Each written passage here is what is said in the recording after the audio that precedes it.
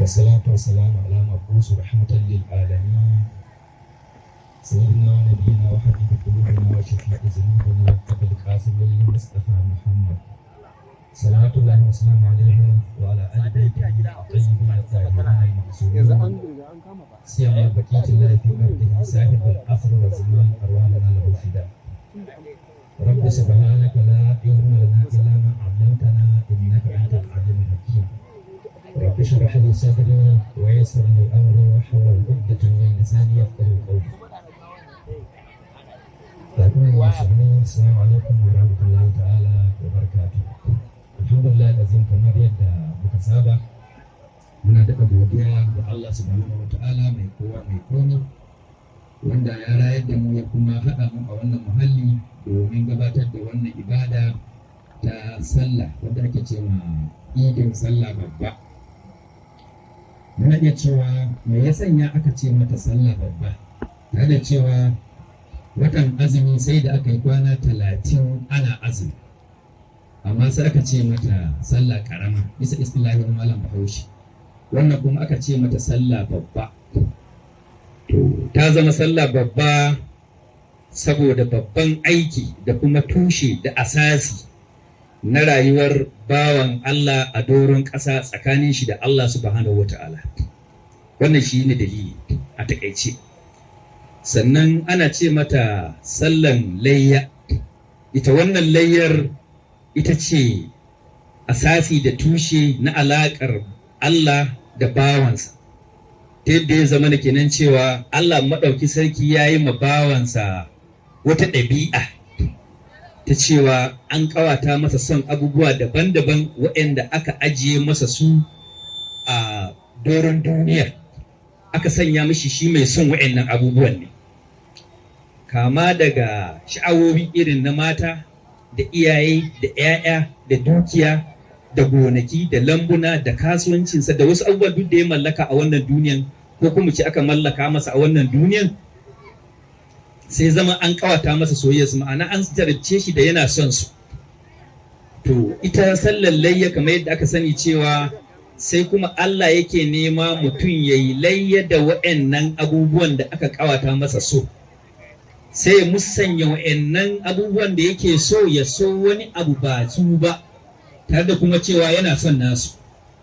Me ya sanya Allah ya masa wannan ababin jarrabawa, ababin a jarabce shi, cewa wani abu ya fi so, mahalicinsa da ya halicce shi ya bashi wa'annan abubuwan ya fi so, ko kuma abubuwan da aka halitta domin shi su ya fi so. Ba da za a yi ya amsa wannan tambaya din tsakaninsa da Allah sai ya yi wannan ibadar da ake ce mata layya. Ma'ana me layya? Sadaukarwa. Ya sadaukar da abin da yake so domin abin da Allahnsa yake so, sai ya zama tsakanin wannan ne ake ma ɗan adam jarabawa. Duk wata ibada za ga cewa asasinta da manufanta shine ana so mutum ne ya yi layya, ma'ana ya sadaukar da wani abu wanda yana son wannan abin, har ma kuma abin yana amfanarsa, amma kuma sai ya sadaukar da shi, ya haƙura da shi. Don me zai haƙura? Don Allah da ya halicce shi ya fi wannan abin. Sannan kuma abin da ke a wurin Allah, in ma wani abu yake so, abin da ke a wurin Allah ya fi wannan abin da aka bashi a wannan duniya, ya fi. Ko ya ninninka ninkin ba ninki. Sannan kuma a Allah masauki ne ya ajiye ma ɗan adam ya masa wannan ɗabi'a ɗin kawai saboda babin jarabawa a jarabci ɗan adam. Wannan muna iya ganin shi ƙarara a asali ita layya ɗin a tarihin annabi Ibrahim a.s. wanda yake tun lokacin da aka haife shi yana a matsayin annabi. Allah maɗauki sarki ya yi ta masa jarabawowi. A farko aka jarabce shi da danginsa da 'yan uwansa, domin ya taso mahaifinsa ya rasu, ya taso a hannun kawunsa shine babansa. Shi yasa Allah ce masa babansa kawunsa ne, ba babansa mahaifi bane ba. Ya girma a hannun kawunsa ne.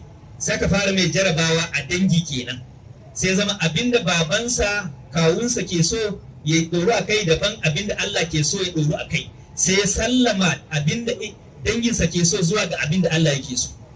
Annabi Ibrahim a.s. aka jarabce shi da kiran mutane zuwa ga hanyar Allah. Danginsa ne, ‘yan uwansa ne, garinsa ne, ƙasarsa ce, amma ƙarshe da abin da ya faru a gurguje sai ya zama kenan cewa ya sallama ya bi Allah, ya gwammace ya bi Allah da ya bi al'ummarsa wanda take bisa rashin bin tafarkin Allah, rashin kaɗaita Allah da ɗaukar wani abu ba Allah ba a matsayin Allah, sai ya gwammace shi ya bi Allah ya bar mutanensa. Shi ya ma Allah maɗauki sarki da ya shahara da wannan, sai aka ce mana kyakkyawan abun koyi a gare mu yana nan a wurin annabi Ibrahimu, alhali mu al'ummar Muhammadu Rasulullahi ce. Kenan kaga idan ka kalla za ka cewa da manufar da Allah da jarabar da Allah ya ma annabi Ibrahim da jarabar da za a wa al'ummar manzon Allah iri ɗaya ce. So idan ma har ba mu iya idrakin na manzon Allah ba, to annabi Ibrahim ya gabatar da abin da ake nema zuwa gare shi. Ma'ana kenan sai ya zamana ya sadaukar da rayuwarsa, ya haƙura da abin da al'ummarsa take akai wanda ya saba mana Allah zuwa ga abin da Allah yake so. Har da ƙarshe aka ce a ƙona shi, ya sadaukar ya miƙa wuyansa ya ce gara a ƙona shi da ya bi abin da al'ummarsa suke bi wanda Allah baya so. Bayan wannan kuma Allah ya tsaitar da shi, dama jarabawa ce. Sai kuma aka wayi gari kuma a garin nasu ma an ce mai Allah sai masa sake mata jarabawa. Ya ce mai ya tafi Baitul Haram lokacin ruwan tufana ya ce ɗakin Ka'aba ya rushe, saura garun kawai da foundation din. Aka ce masa ya je can ya gyara ɗakin Ka'aba saboda waɗanda za su zo nan gaba masu itikafi, masu sallah, masu kaza. Sannan sai ya kwashi matarsa ya tafi da ɗansu ƙwara ɗaya wanda Allah ya bashi bayan ya girma sosan gaske. Wannan ɗan ya tasa ya taimaka masa wajen aikin Allah. Da ya gama aikin ɗakin Allah sai ya dinga zagaya ɗakin ya gashin akwai kuskure ko babu. Ya zagaya har sau 7, sannan sai koma ya tsaya abin da kicin maqamin Ibrahim ya ce rabbana taqabbal minna, Allah ka karba. Bayan yayi aikin ya kammala, ɗansa ya taimaka masa, ya ci wannan jarabawa din, sai ce Allah karba daga gare su. Sannan ko bayan nan Allah musauke jarabce shi da son ɗan nasa, so na fitar hankali, in ji malam Bahaushe. Sai Allah madauki sarki sai masa wani irin wahayi, ba wahayi irsali ba, wahayi ilhami ta hanyar mafarki. Aka ce ka yanka wannan ɗan da kake so, wanda ya taimaka maka ka gyara ɗakin Allah, kai aikin Allah, matashi, saurayi, annabin Allah, kyakkyawa, ko ba lura ba, sai ka yanka shi. Duk ana mai jarabawa ne a ga cewa shin ya fi son abin da Allah ya fi son Allah sama da abin da Allah ya bashi, ko kuma ya fi so. Wannan babin jarabawa kenan. Annabi Ibrahim alayhi salam abu tauhid sai ya sadaukar da wannan ɗan, wanda ɗa ne mai daraja, ɗa mai amfani, ɗa annabin Allah. Amma annabi Ibrahim ya sadaukar, ya gwammace ya bi umarnin Allah da wannan ɗan, sai ɗauko ƙagiya gara masa yanka. Shi ɗan ma annabin Allah ne, shi ma aka jarabce shi cewa baban ka fa zai yanka ka, ko ba lura ba. Sai ya ce umarnin wa? Ka ce umarnin Allah. Ya ce baba aikata abin da aka umarce ka. A karɓan wannan umarnin Allah za ka same mai dauriya. Kenan kaga a gurguje waɗannan darussan jarabawa ce. So muna iya cewa a gurguje cewa ita wannan al'umma tamu yanzu da muke rayuwa a kai, an jarabce mu da abubuwa daban-daban, ba don komi ba saboda a ga cewa wanne ne za mu zaɓa. Za mu zaɓi abin da aka halicce shi don mu, ko kuma za mu zaɓi mahaliccinmu da abin da mahaliccinmu ke so. To ana buƙatar a ƙoƙarinmu na amsa wani tambayan, muna buƙatar layya. Shi ya aka farlanta mana layya duk shekara ta tunatar da mu jarabawar da aka wa annabi Ibrahim alayhi salam, ya sadaukar, ya kuma amsa kiran Allah, ya bar kowa da komi, ko ba lura ba, ya bar kowa, ya bar komi, ya koma zuwa ga Allah. To muna iya cewa bisa jarabawa bayan dole shau dan fodiyo, an jarabce mu da zuwan tura mulkin mallaka. Tura mulkin mallakan nan suka zo suna yawon neman dukiyan bunƙasa ƙasashensu da garuruwansu, suka ci karo da wannan nahiya, da wannan ƙasa ɗin nan, da wannan yankin da ake ce masa Afirka. Suka zo suka kashe iyayenmu da kakanninmu, suka yi dalar gawaki da bala'i, suka shimfiɗa daularsu ta kafirci, suka ɗauke daular musulunci wadda Shehu Usman ɗan Fodiyo Allah rahamshe shi ya yi gwagwarmayar shimfiɗawa a matsayin wajibin da ya hau kan al'umma su rayu ƙarƙashin la ilaha illallah Muhammadu Rasulullah. Wancan ƙarnin Shehu ɗan Fodiyo Allah maɗaukake masa wannan tagomashin, ya kira al'umma ta amsa masa. Aka yi ɗauki ba daɗi tsakaninsa da haɗe da sarakunan gargajiyar wancan zamanin, waɗanda suka gurɓata addininsu da camface-camface da tsaface-tsaface da gori da tsafi da baita. ko ba suka zama sun gwammace su saba ma Allah idan yayi karo da abinda ransu ke so. Shaudan Fode ya zo tsarkake wannan ya kafa daula karkashin la ilaha illallah Muhammadur Rasulullah. Wannan daula ta shekara 70 waɗanda suka yi gado daga baya suka fara canza tunaninsu, shedan ya musu wasu wasi. Shikenan ana nan sai ga tura mulkin mallaka suka same su a wannan yanayi din, sai suka kurmushi abin da ya saura, suka kashe na kashewa, suka daure na daurewa. 1903 aka yi abin da ake ce amalgamation, aka karasa kashe malamai da sarakunan da suka yin bature, aka daga tutan Ingila, aka dauke mana tutan la ilaha illallah Muhammadu Rasulullah wadda Shaudan Fodiyo ya tabbatar da ita. To tun daga wancan lokacin zuwa yanzu, tsarin kafirci, tsarin zalunci, tsarin bature da Yahudawa, waɗanda suka zo da wannan tsarin domin biyan bukatun ƙashin kansu ba domin al'ummarmu ba. Wannan tsari shi ke tafi da ƙasar nan har yanzu. A bisansa aka ɗora iliminmu, a bisa wannan tunani aka ɗora tsaronmu, a bisa wannan tunani aka ɗora kiwon lafiyarmu, a bisa wannan tunani aka ɗora komi na rayuwarmu gaba ɗayansa, a bisa tsarin bature da tunanin bature da bukatun bature, ba don al'ummanmu ba. Illa iyaka kawai ya horar ya tarbiyyantar da al'ummanmu domin su yi aiki, shi kuma ya ci ribar aiki. Shi zai daga cewa al'ummar da suka taso da irin wannan tunani din aka horar da su, sai zama na yanzu ba sa ganin wani abu da kima, ba sa tsoron wani abu in ban da bature da baturanci ko ba da kai maka to ai turawan nan kaza da kaza, ai sheku ne, ai kaza, ai makamai, ai kwarewa, ai iyawa, ai menene sam dan wannan nahiya din baya ganin al'ummarsa da mutanensa a matsayin mutanen kirki, za su iya zama mutanen kirki sannan za su iya yin abin kirki. Ya fi ganin cewa komi nasa sai ya koma ga wannan baturen, saboda kwakwalwarsa yanzu tunani ne irin na bature aka dasa masa, ba a dasa masa kwakwalwa irin ta tunani na mai addini ba ko na wanda ya san ya kamata. Sai zama ne mai haifar da wannan tsarin da aka ɗora mu akai, psychology din da aka ɗora mu akai shi ya nuna wannan. Sai sama yanzu mutum ba zai zama wane ba sai ka je Ingila, ba zai wane ba sai ya je America, ba za ka zama wane ba. Shi tun farko bature sai da ya mai da mutane mu tamkar shanu, manya-man duk shanu ne, sawa ne,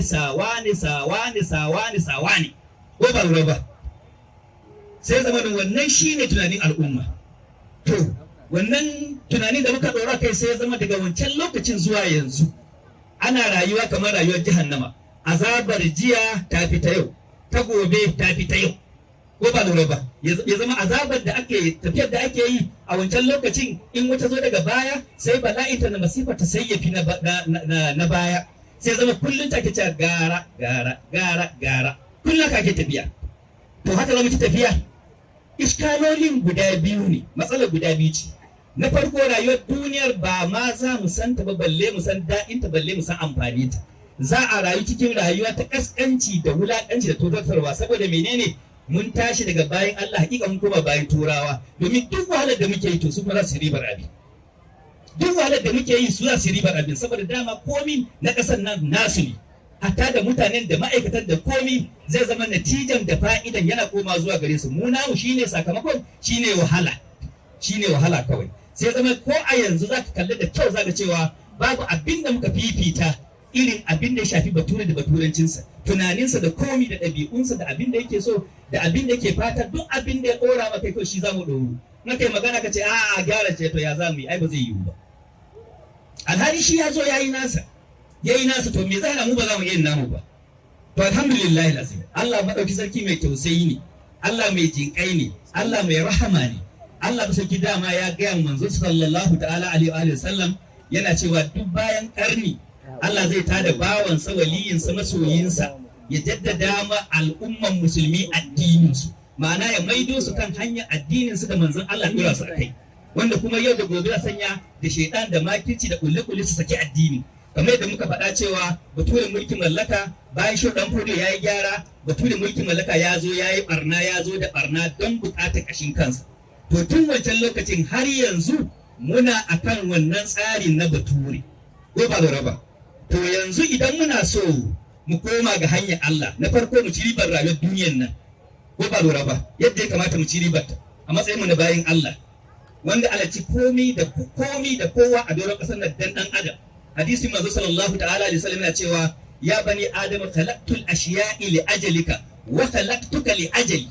Yace ya sula ka gaya wa dan adam cewa na halicci komi har mala'iku da rauhanai da aljannu da sammai da kasai da duk abin da ka sani dan dan adam. Kai kuma dan adam an yi ka ne don Allah subhanahu wataala.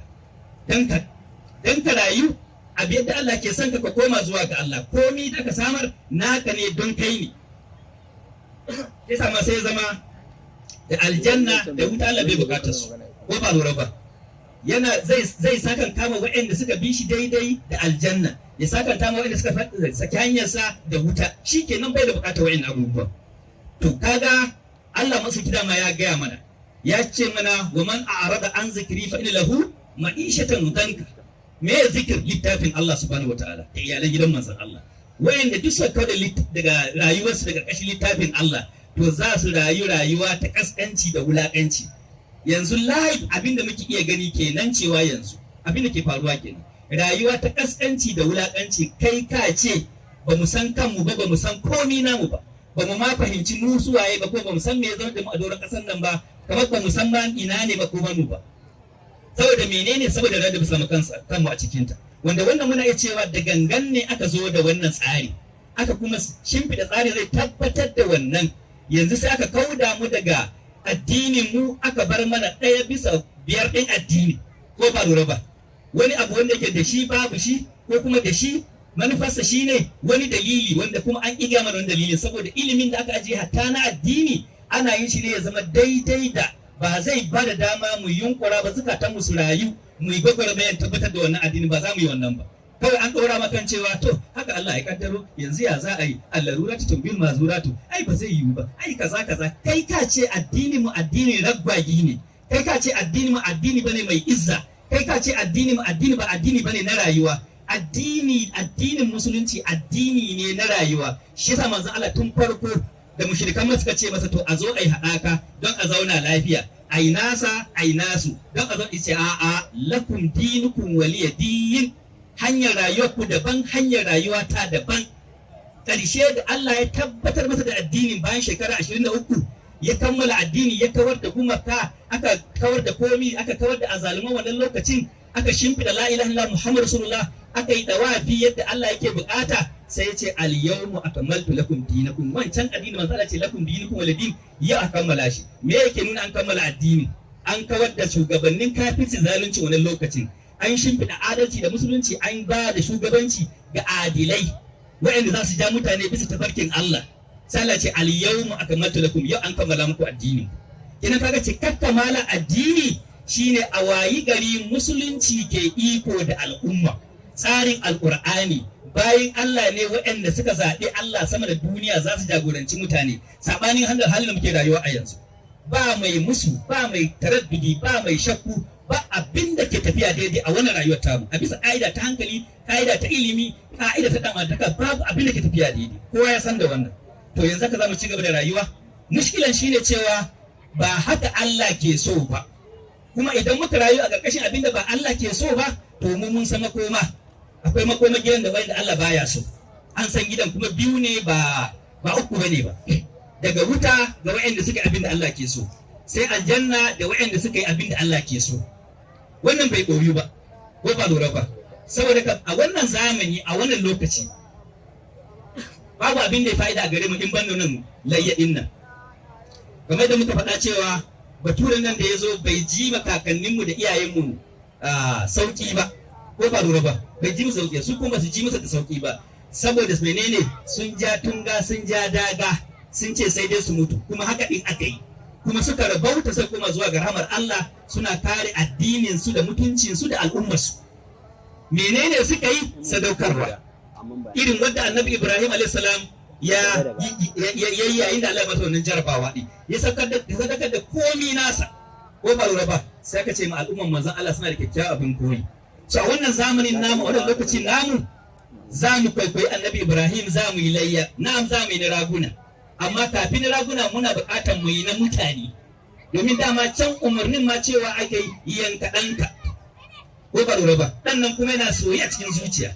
Sai ya ce to shi yanzu ya haƙura da abin da yake so, tunda Allah ya ce a yi bari kawai ya yi, kuma sai ɗin ya yi.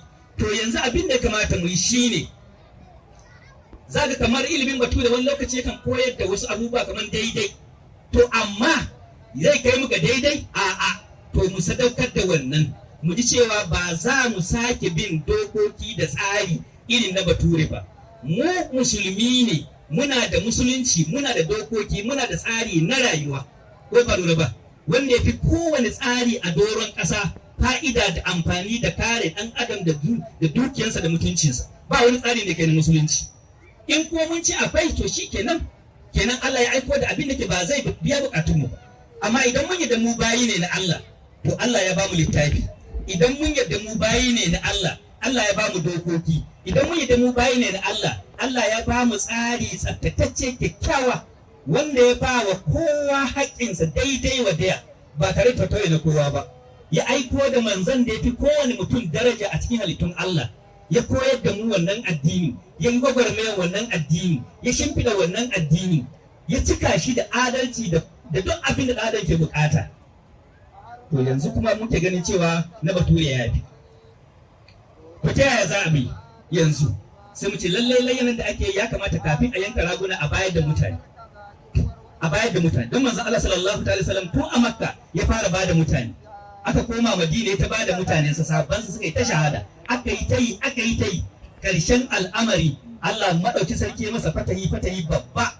Ya shimfiɗa adalci ya shimfiɗa gaskiya. Shi tun shekara 23. Saboda yanzu muna buƙatar mu ma irin wannan tafiya din ta manzon Allah. Idan da gaske muke yi, in kuma muna ha'intar kawunan mu ne, wannan kuma akwai gidan maha'inta a gobe kiyama. Wannan sadakar dole mu yi ta. Muna son mu rayu, to dole mu bada wannan rayuwar. Muna son dukiyoyinmu, dole ne mu bayar da su saboda Allah. Muna son kasuwancinmu, dole mu bada shi saboda Allah. Ko ba lura ba? Akwai ayan da Allah ke cewa, Allah musu kira cewa idan tambayar da yake nan, in kuntu, in kana kai, yace in ya kasance iyayenku da ƴaƴanku da matanku da kasuwancinku da kuke tsurutawa da kazanku, ya lissafa abubuwa guda 5 gaba ɗayansu. Ya ce a habbu ilaikum minallahi wa rasuli wa jihadin fi sabilillahi. Allah ce fatarabbasu. Ƙarshen ayan me yace? Inna Allah la yahdi qauman zalimin. Allah tambaya yace ya san cewa kuna son ƴaƴanku, kuna son danginku, kuna son matayenku, kuna son ƴan uwanku, kuna son dukiyoyinku, kuna son kasuwancinku, kuna son ite masakinan tardauda da gidaje manya da kuka natsu da su. Sai ce a habbu ilaikum, shi kuka fi so. Kake na Allah san cewa kuna son su. Amma jarabawa shine cewa su kuka fi so ko kuma Allah, shi kuka fi so ko addininku, shi kuka fi so ko tsari da manzo Allah ya zo da shi, menene kuka fi so? Sai Allah ce idan shi kuka fi so sama da Allah da manzon Allah da gwagwarmaya a tafarkin Allah, Allah ce ku sha ku kurin. Amma fa ku sani Allah baya shirya da mutane azzalumai zuwa ga aljanna, mata ma suna kan wannan zalunci. Kenan kaga yanzu ko muna so ko ba ma so muna zalunta kawunan mu. A matsayin musulmai muke a wurin Allah, yana kallon wa'inda suke zanta kawunan su. Saboda menene? Allah ya ba mu addini, ya ba mu manzon Allah, ya ce mu yi jihadi, ya farlanta shi a kan ko ba lura ba, kamar da farlanta shi ga muka bace mu, amma muka iya da Allah ce to lalle a irin wannan jihadin to fasikanci ne. Fifita wani abu ba Allah da manzansa da jihadi ba to kaskanci ne kuma fasikanci ne, kuma Allah baya nuna mutane hanyar don wannan. Saboda wannan layyar lazim ne, wannan layyan saboda ko ba komai ba hatta da azzaluman su ma kansu ba daɗi suke jin saboda zalunci ya kai ƙololuwa yanzu ko ba lura ba. Saboda alhamdulillah yanzu muna godiya ga Allah, ƙarni ya cika, Allah ya ba mu jagora, ya ba mu shugaba. Wannan jagoran, wannan shugaba shekararsa 40, ba wani azzalumin da bai zo a zamanin sa face sai da ɗaure shi. Saboda me ya sanya bai laifinsa, me bambata da sauran malamai? Yana cewa a koma ga tsarin Allah, su kuma ba sa so. Su kuma su ne masu gadin tsarin kafirci, su ne yaran kafirai, su ne yaran Yahudawa, su ne masu musu gadi, su ne masu danne musu al'umma. Shi kuna cewa jama'a mu baro wannan tsarin zuwa ga tsarin da Allah ya aiko mana, zuwa ga tsarin da manzon Allah ya zo mana da shi, zuwa ga shari'a ta musulunci, zuwa ga gwamnatin musulunci. Sai zama ba wani azalimi tun daga Obasanjo uniform har zuwa wannan agwaluman ne yanzu. Ko ba lura ba, har zuwa wannan agwaluman, duk agwalumomin da suka gabata, duk dawagitar da suka gabata, babu wanda bai yunkuri kashe shi ba. Dan me ya musu? Ya hana su sata, ya hana su abin da suke yi. Yana cewa a dawo da hanyar Allah, su kuma ba sa so a dawo hanyar Allah. Su suna so a tabbata kan hanyar Bature, suna so tabbata a matsayin su na karnukan farauta da yaran Yahudawa su tabbata kan wannan tsarin, wanda wannan tsarin ba zai amfane mu ko baya amfanar me laifi malam zakzaki bizahullah a buge a daure a saki a buge a daure a saki ba wani dagutu ko daya tun da ya fara da'awarsa har zuwa yanzu face sai da yin kula zai kashe shi me dalili me ya musu ya hana su sata bai hana su ba abin da ya hana su illa iyaka ya sadaukar irin sadaukarwa annabi Ibrahim ne ya yi layya irin ta annabi Ibrahim kwanan nan ma dagutun ƙarshe wanda ya sauka wani dagutun ya hau sai da ya gira a gidansa ya kashe masa kowa ya kashe masa ya kashe rusa masa gida ya masa komi ya daure shi ya daure almajiransa ya masa komi dan me ya sanya ya masa wannan dan kawai yana cewa a dawo la ilaha illallah muhammadur rasulullah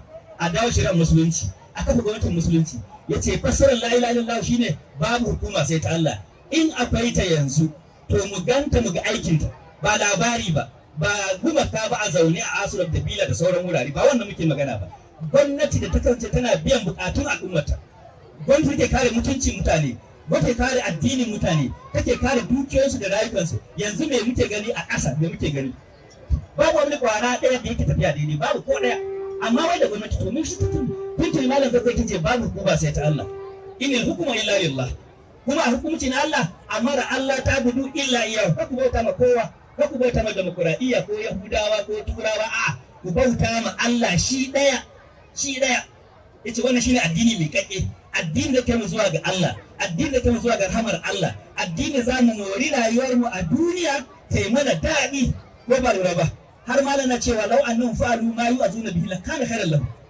da za su bi abin da ake kiransa da zama alheri gare su kenan kaga addini mu alheri ne amma tsarin da bature zo da shi addini mu ci baya ne addini mu rashin wayewa ne gutsure hannun mutane ne takura mata ne yin kaza ne waye kaza ne ana ta bata mana addini a hankali sai muke ganin cewa tsarin bature ya fi na Allah to wannan ba karamin zalunci bane ba me yayi maganin wannan abin sadaukarwa wannan layyar da muke kullum muna wahada raƙuma da shanu da awaki da wane ne alhali ba mu shirya mu yi wannan a hanyar Allah ba asalin an sai kayan shi a hanyar Allah sannan daga baya Allah sai ya hutar da kai sai ya fansa baka wannan domin annabi Ibrahim ya sadaukar da komai nasa kowa ya sani a rayuwarsa gaba daya har ma shi ma Allah yake ce masa izittala Ibrahim rabbuhu bi kalmatin fa atammahunna sai ce inni ja'iluka lin-nasi imama kenan kafin mu zama mutane wanda Allah ke girmama mu yana ƙara mana muƙami yana musanya mana da jaraba da ibada zuwa ga wani abu daban to za mu ga cewa sai mu yi wannan layyar din to wannan layyar da ake yi lazim a samu matasa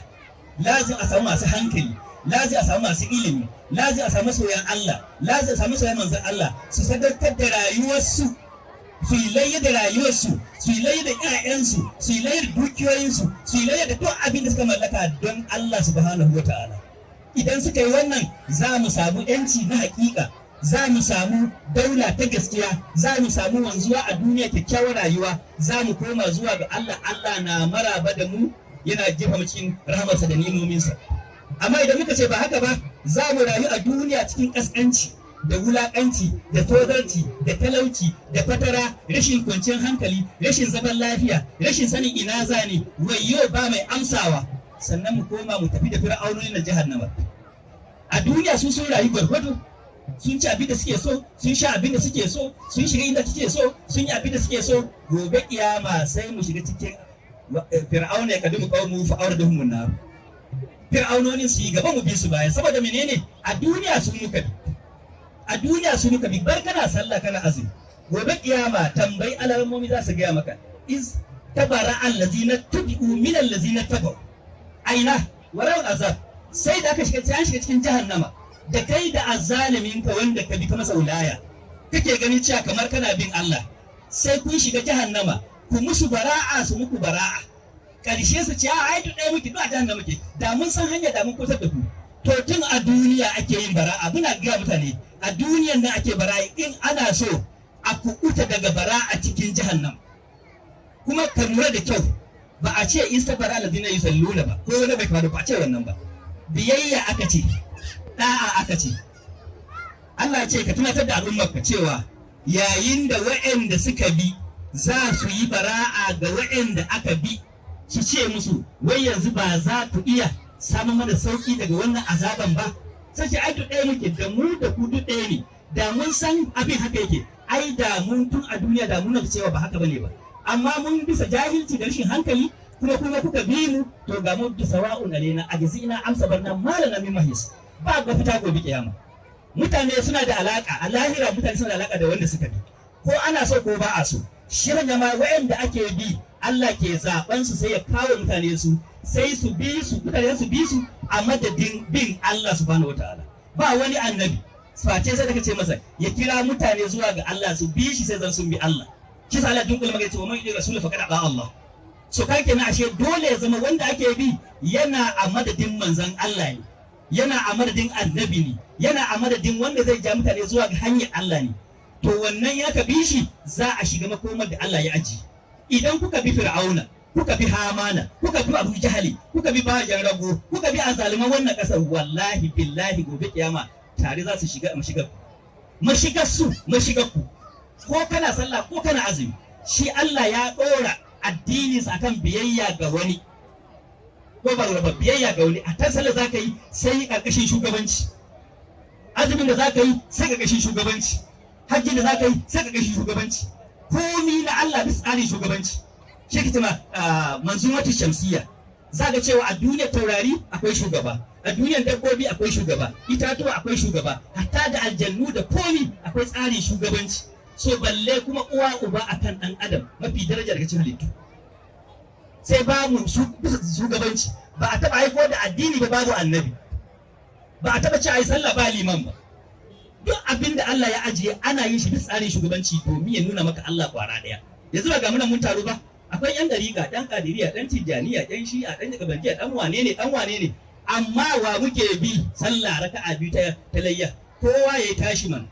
Ashe kaga kenan da muka yi kaza ashe iskanci. Mun san cewa tsarin mu kwara ɗaya ne, kuma ɗaya ake bi. To bisa nizamin rayuwa ma ta yau da gobe, da tattalin arziki, da tsarin tsaro, da tsarin komi na rayuwar adam ana yin shi bisa tsarin shugabanci. Shi kuma shugabancin Allah ya ɗauki ɗawainiyar ajiye shi. Ba mu za mu jefa ƙuri'a mu zaɓa ba, a Allah ke zaɓa. Ba a taɓa al'ummar da sai Allah mun shiga cikin matsala, mun za mu yi, bari mu zaɓi malam wani ya fi mu natsuwa, kaza ba a taɓa yi ba. Sai mu zaɓe sai a gama cin Allah to wannan shi muka zaɓa ce to mun maida shi annabi, ba ka Allah ke yi ba. Yakan zaɓa ne ya ajiye ya ce wanda ya zaɓa ne kira mutane su zo wurinka. Jarabawa ce, kuna ta bin wani, kuna ta bin sai Allah ce ga wani nan ku bi shi. Shin za ku bar wancan ku bi na Allah ko za ku ci gaba da bin ba na Allah ba? Bature mulkin mallaka ya zo ya kawar da tsarin shehu ya ajiye mana wanda shi muke bi sai ya zama da tsarinsa. Shin yanzu za mu ci gaba da bin na baturen ko kuma za mu koma ga da Allah ne? Tambayar kenan. Yin haka a wannan lokaci yana buƙatar sadaukarwa. Shi ne koma nan layya. Ba mu jaradi yanka ba. Shi sa malaka cewa da jinin da naman ba zai riske shi ba. Takawa, imani, me ya sanya aka yi, me ake nufi, me ya sirrin a ciki. Shi ne ke zuwa a duba mai. Mukan duba yadda kwanuka za su cika, mukan duba kar a ce ban yi ba, mukan duba kaza sai mu gigara. Me manufan wannan abin ban ma karanta shi ban duba shi. Kuma ma wayoyi shi. To mu abin da muke cewa ko sadaukarwa za a yi. Bari mu ga mu karar misali kwara daya. Kwanan nan da bala'i ya fara bala'in farkon hawa agwaluman wannan. Farkon hawa bala'i ya ci gaba da tafasa dama wani ya zo shuka wannan masifar da wannan bala'i ya shuka shi ya ga ban shi ruwa ya fito. Sai kuma wani ya zo ya ci gaba da mai da zuba taki. Bala'i ya bala'i sai ga ƙananan hukumomi guda uku aka fito da ɗan kwano kiran yunwa muke ji jihohi ƙananan hukumomi guda uku kadai a Najeriya. A ƙarƙashin ƙananan hukumomi 770 da wani abu. Sai ga shi within 24 hours gwamnati sun taru to ga wani bala'i nan ya taso. Ko ba lura ba a yi sauri a yi maganinsa sai suka yi taru to yanzu ya za a yi gyarawa za a ce ba gyara za a yaudarar su za a yi. Sai aka ce to shi kenan kowane gwamnati je ya buɗe su to babu su ɗin fa. Suka je suka ɗauki hayan shagunan masu kuɗi masu wanda suka ajiye abincin suna saidawa aka nuna su aka yi talabijin aka yi labaru gwamna wani ya kaddamar da yanzu abinci zai yi sauki shi kenan saka mai da kwano ƙasa. Ashe dama su ɗabi'unsu ne halinsu ne. Dama yaudara ɗabi'unsu ne halinsu ne siffarsu ce da ita suke rayuwa da ita za su mutu da ita za su tashi. Yaudara da ƙarya da ha'inci da cin amana ɗabi'unsu ne cewa sun sani faɗi suke yi. Within 24 hours zanga-zanga ta jihohi uku a cikin 700 idan ka duba da kyau da a ce jihohin 77 din suka wannan zanga-zanga ta yiwa ba bugu ba zagi ko ba da ba kone ba komi a fito a ce ba a yadda ba tunda wannan abin ba kaddarar Allah ba ce. Billahi la ilaha illa da gangan ne zama aka yi da shugabanni mu tura mulkin mallaka aka tsara. Ko ba satar da ake yi ta musu kaɗan. Ko ba bari a yi mana abin da yake da kanmu za mu karfa muna kai musu. Sannan mu ko mu ci gaba da wahala mu shigatu da masifa kullum ya zama tunanin mu ba ya za a yi mu ci gaba ya za mu ci to masa. Kullum tunanin muke. Ko ba da gangan aka tsara shi. Za a yi kaza in aka yi kaza kuma kaza za a yi kaza za a yi. Kowa ya san bala'in bashi. Ana bin mu bashi tiriliyan 107. Tiriliyan 107. Me aka tiriliyan 700 a Najeriya? Me ake da ita? Ba mai gaya maka. Ila ka kawai sun kwasa sun ajiye wasu nan sun kai wasu can shikenan an gama. Bala'i da zai biyo baya ko mu muke daɗa nashi. Da gangan da ka tsara. Mafitar mu kawai shine cewa hanyar Malam Ibrahim Zakzaki. Mu yi bara'an nan ta Annabi Ibrahim alayhis salam. Mu yi bara'an nan ta Muhammadu Rasulullah. Mu kama hanyar Allah mu ce to mun gaji da wannan tsari na kafirci. In ya so idan shi shugaba ya yarda shi ma ya da tsarin kafirci to ya kare tsarin kafirci. Mu kuma tunka tsarin kafirci shi kuma ya kare. Sai mu haɗu a titi sai mu ga wane ne Allah zai taimaka mawa. Maganar ki. Wannan ko shi lafiya na sai da Ibrahim Zakzaki sai ban Zakzaki ya yi tawaye ya yi bara'a ya miƙa wuyansu zuwa ga Allah da manzo shi sa azzalibai suka kasa haƙura da shi.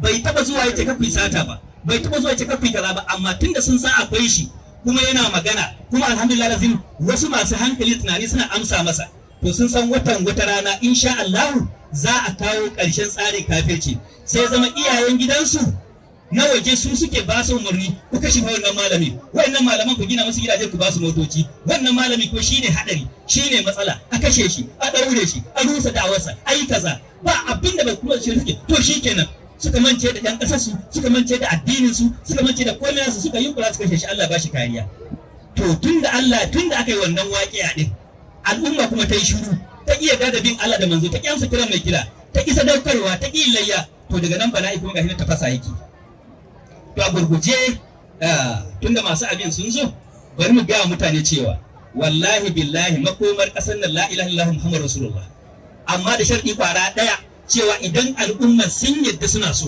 idan ko ba sa so ga kunan ga azaliman ku ta da'a ku ta biyayya amma mu kan mun yi bara'a kuma mun yi tawaye kuma Allah da manzo sun shaida mala'iku sun shaida wannan fili idima ya shaida mun gaya wa mutane cewa mu dinnan mun yi tawaye ba mai da tsarin kafirci jagora mu kuma san Zakzaki shine jagora kuma shine shugaba al'umman nan kuma shine wanda zai jata zuwa ga makoma duniya da lahira in ya so ku bi fasiyatun lahira idan ba ku so ba ku bi ga kunan ga azaluman za su gyara muku komi insha Allah nan gaba bana kai bikin demokradiya shekara 25 amma har zara da take tana shan nonon uwarta mana haka suka ce har yanzu dauka jaririya ce shekara 25 jaririya ce tana nan ko wada ce ko aljana ce ko menene dai ba mu sani ba har yanzu shekara 25 ko ba a je ko ina ba to dan Allah a matsayin mu na masu hankali a matsayinmu na mutane ba dabbobi ba a matsayinmu na waɗanda suka san manzon Allah